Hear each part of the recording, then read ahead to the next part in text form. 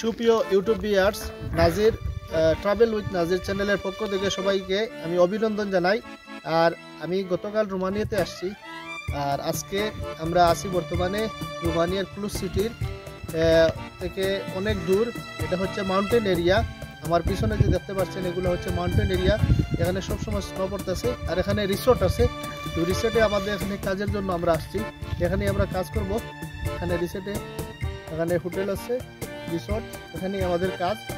তো আমরা পিছন দিকে প্রচুর স্নো, এটাই দেখতে পাচ্ছি। ঠান্ডাকালীন সময় আরও বেশি থাকে, এখন সামার আসতেছে, তাই অল্প অল্প স্নো এভাবেই নিয়ে আমরা আসি। এই আমি একটু পাশের দিকে একটু আপনাদেরকে দেখাবো পুরাটা, আমার সাথে থাকবেন।